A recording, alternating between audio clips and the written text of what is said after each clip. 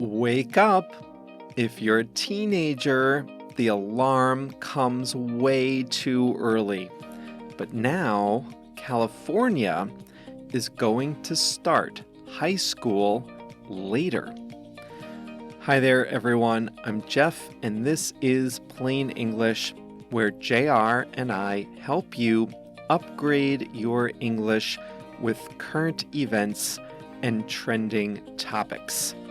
This is lesson 487, so JR has uploaded all of today's great content to plainenglish.com/487. Coming up today, teenagers' biological clocks tell them to sleep around 11 and wake up around 8 o'clock in the morning. The problem is, school has already started by then. So legions of teens trudge bleary-eyed to school, struggle to stay awake, and suffer the consequences. Now, California is trying to make it just a bit easier on them by starting school later. In the second half of the lesson, I'll show you how to use the English expression stay up. And JR also has a song of the week. I just want to remind you also of the bonus video training I put together earlier this week. It's totally free, and the training video is all about being an active learner. You can get that by visiting plainenglish.com/active, ACTIVE, plainenglish.com/active.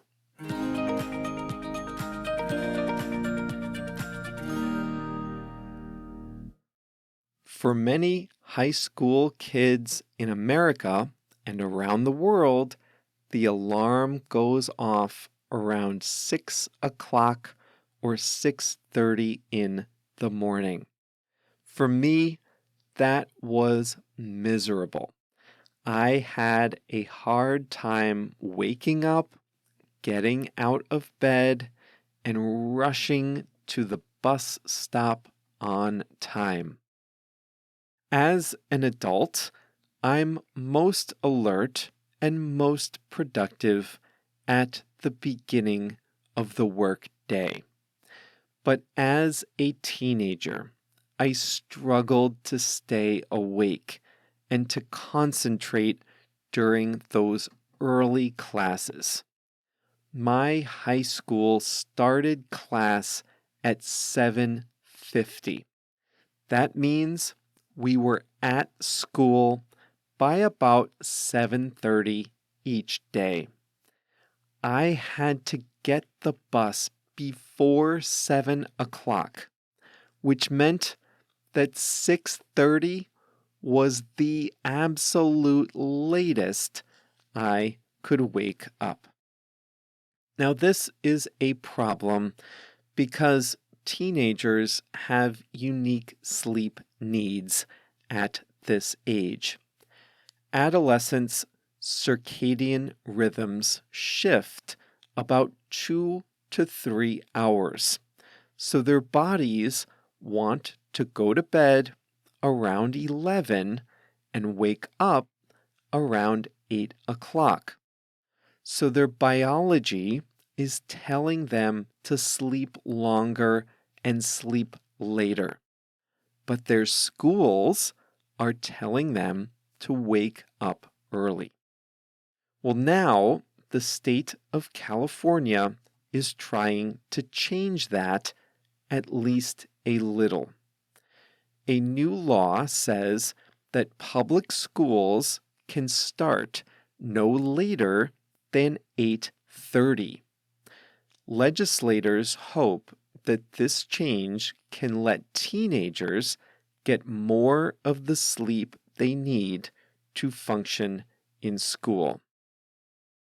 Now, you learned in lessons 292 and 293 how important quality sleep is.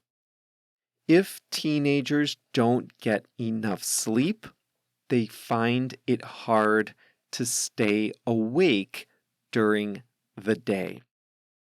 When they feel sluggish, they choose screen time over being active. They might have behavioral challenges, and most important, they learn less right at the point in their lives when they should be learning more. Studies have shown that starting school later can improve teenagers' lives. You might think that teenagers would respond by just staying up later at night. But that isn't what happens in practice. Studies have found that later school start times do lead to more sleep on weeknights. And that means teenagers have better attendance at school. They don't fall asleep as much in class. They get better grades. They are less prone to depression. And they get into fewer car accidents. So why aren't more places shifting the starting times? You can chalk a lot of this up to logistics. In the United States, most kids go to school on a bus, and most school districts use one fleet of buses to take elementary, middle, and high school students to school. So that means that some kids have to start early if the buses are going to take everyone to school. And many districts think that it's safer for older kids to wait for a bus early in the morning when it might still be dark. That way, the younger kids wait for the school bus when it's light outside.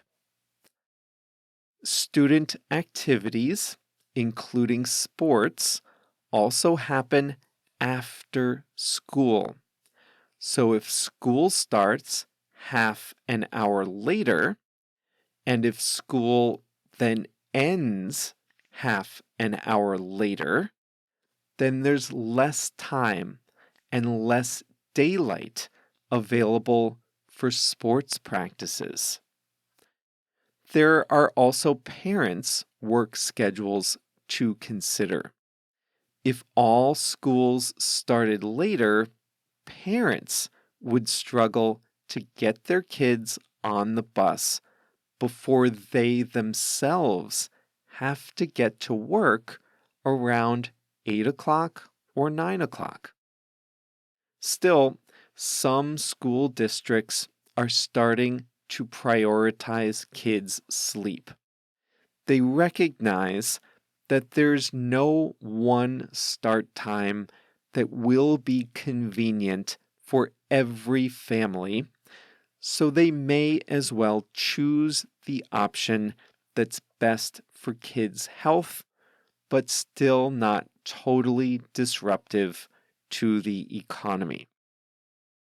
Next year, California school districts will start high school no earlier than 8:30 and middle school no earlier than 8 o'clock. Legislators in New Jersey and Massachusetts are considering a similar change. A nonprofit organization called start school later advocates for later start times around the US. I read about one private school in Dubai that starts high school at 9 o'clock, and they have more interest than they can possibly accommodate.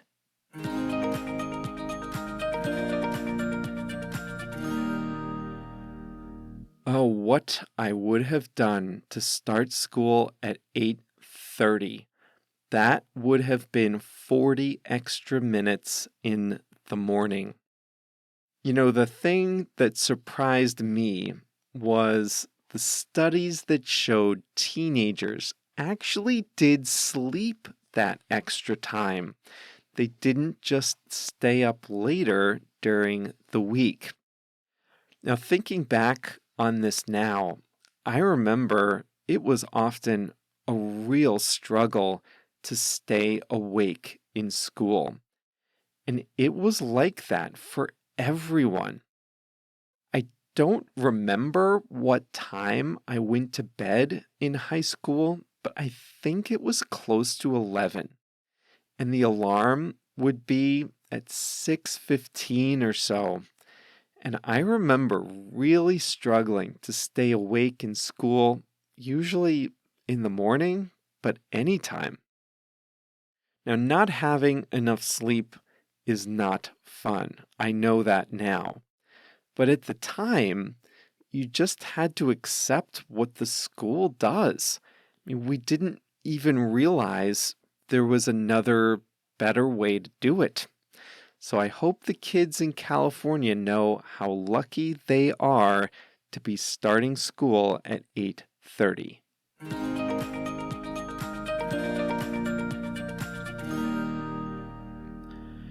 Today's expression is a phrasal verb, stay up. This is an easy one to use. It just means to stay awake, and it usually means to stay out of bed. So let's start with two ways to use stay up. If you stay up for something, you stay awake so that you can do something late. And if you stay up until a certain time, that means you are awake at that time. So here's an example. On New Year's Eve, a lot of people stay up for the ball dropping ceremony in Times Square. They stay awake so that they can see the ball drop high over Times Square in New York City. Now that's easy for people in Los Angeles. The ball drops at 9 o'clock p.m. on the West Coast. But if you're on the East Coast, you have to stay up until midnight to see the ball drop. So people in New York stay up until midnight, and they stay up for the ball dropping ceremony. You can also say they stay up to see the ball dropping ceremony. Now, earlier today, we were talking about teenagers and their circadian rhythm. Their bodies are telling them to stay up until about 11 p.m. That means their bodies are telling them to stay awake until about 11. You can also say stay up until something happens. Have you ever stayed up until sunrise? I have, although I do that less and less these days. If you have a teenager and your son or daughter goes out at night, what do? Do you go to bed and see them in the morning? Maybe, but I bet you stay up until they get home. You stay up until they get home. That's very common for concerned parents. They stay up, they stay awake, they stay out of bed until their kids get home. Well, baseball, you guys know, is my favorite sport. And unlike many sports, there is no clock in baseball. If the game is tied after 9 innings, they keep playing until there is a winner. I used to like to stay up until the end of the game. I hated going to bed without knowing the winner. But now I only stay up until the end of the game if it's really good. I have my own new circadian rhythm to think about these days. Well, in Plain English Plus, we do live calls several times per month, and we change the time zones, the starting times, so that everyone has a chance to join at least 2 per month. But sometimes I join the call, and it's the middle of the afternoon here, and a Plus member from Asia is on the call. Now that's rare, but it happens. When it's 1 p.m. here, it's the middle of the night in Asia. But once in a while, a Plus member will stay up really late for the live conversation calls.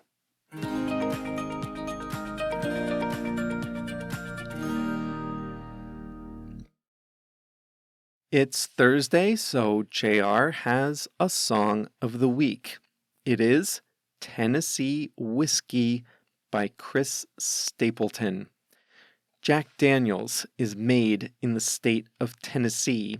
For background, the song was released in 2015 and has a blues style, guitar, drums, vocals. The song is about someone who was a hard drinker but met someone who rescued him from hitting bottom with his drinking. It's a sweet song. One line is, "You're as smooth as Tennessee whiskey." Great song this week, JR. Thank you. Tennessee Whiskey by Chris Stapleton. Well, I am not a liquor drinker, so I don't think any liquor tastes smooth, but that's just me. Earlier this week, we were talking about being an active learner. It was that Socrates quote, "Let me do and I understand." And that really got me thinking about how we as learners can put that Socrates quote to work. So I researched the difference between active and passive learning specifically related to languages. And I put together a great 30-minute training video about that. And the video is great. I just recorded it, and at the beginning, we talk about what passive and active learning is, and then we talk about ways to be a more active learner. And a lot of those ways are free. So the training is free to you, free to everybody at plainenglish.com/active. It's easy to remember. Active. ACTIVE. plainenglish.com/active. And the video is right there. You can watch it all at once. You can pause it. You can watch it twice. No problem. plainenglish.com/active. And you'll get that great 30-minute training 100% for free. You can do it over the weekend, and then you'll have even more plain English in your life than normal. How about that? PlainEnglish.com/active. Go there now.